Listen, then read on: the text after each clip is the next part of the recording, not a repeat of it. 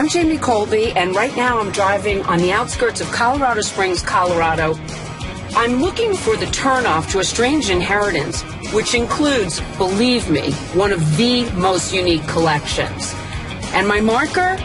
It's a giant beetle. Hi, Jamie. How are you? I'm fine. How are you? My name is R.J. Steer. In 2007, my grandfather, John May, passed away and left the largest privately owned collection of insects in the world. At the time, I didn't know what the rest of the family might want to do with it. It's housed in this little museum, nestled in a small canyon. It's one of those classic American roadside attractions. Of all the strange things you might like to inherit one day, wow. A few thousand drawers, canisters, and cases full of bugs is probably not on your list. Would it change your mind if I told you it's been appraised for millions? Somebody tells you you're sitting on how much in terms of value of this collection of insects? There are some insects that have never been seen since. There are some insects that are thought to be extinct but not confirmed. But the collection was assessed between $5 or $6 million. For bugs? For this collection. This whole place feels like a time capsule. Pull one out. To the May family, the collection is a priceless legacy. But I learn it's also a scientific marvel of sorts. You must be Jamie. Hey, are you Sam? Sam Johnson has been coming to the Maine Natural History Museum for more than 6 decades. The museum inspired a childhood passion that paved the way for a career as an entomologist and high school biology teacher. I bring my biology classes here every year, and we look at literally the best examples in the world. This place is old school.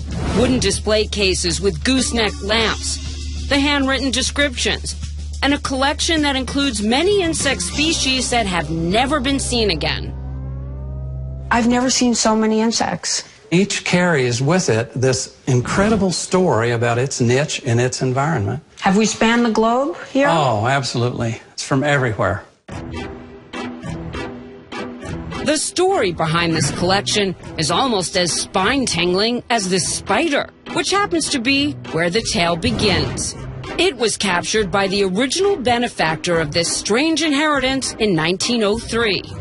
James May was a British national who fought in the Second Boer War in Africa. He was shot, wounded, and left for dead. Thankfully, May's life was saved by a tribe of Zulus, and during his convalescence, he passes away the hours enjoying a boyhood pastime, bug collecting and pinning. When he regains his health, he continues a life of adventure, which includes his obsession with bugs. R.J. Steer is James' great-grandson.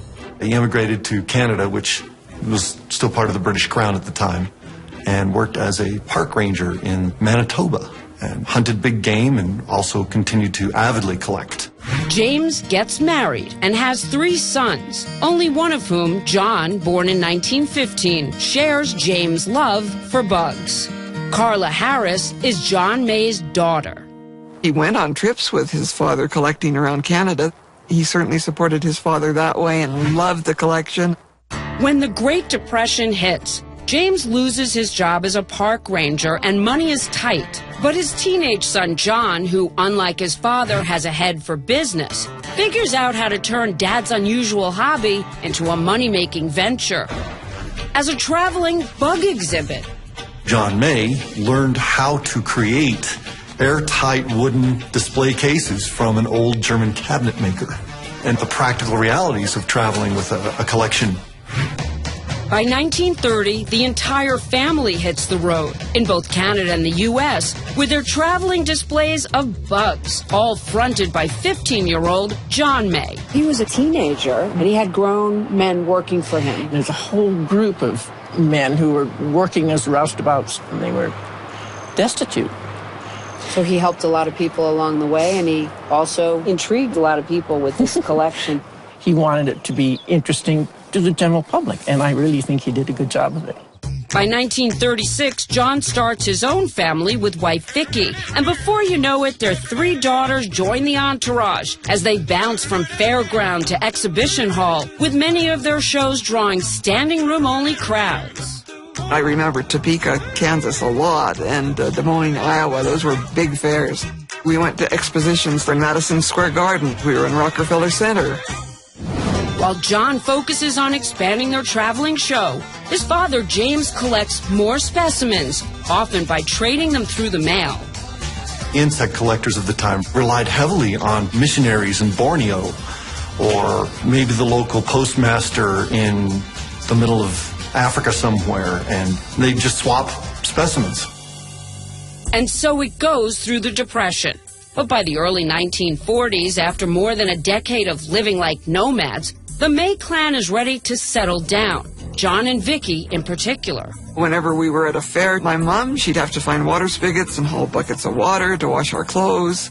He wanted a permanent museum so he wouldn't have to continue the very strenuous fair circuit. During their travels, the entire May family fell in love with Colorado's scenery. But there's another reason John bought a piece of ranch land here. Colorado is the perfect location. It's already a dry climate, so the specimens are preserved much better. True to form, John May designs the museum that would exhibit his father James May's collection. John even helps build it himself. RJ, an architect, is amazed at what he was able to do. My grandfather literally taught himself the building techniques in order to construct it. He figured out how to salvage, reuse, adapt any pieces or parts that he could get. With an eye to the future, the shrewd businessman insists on paying extra for something he figured he needed to expand his roadside attraction. He arranged and made sure of the water rights. He built 6 reservoirs, a series of ditches accordingly, all learning, of course, how to operate the heavy machinery to do so.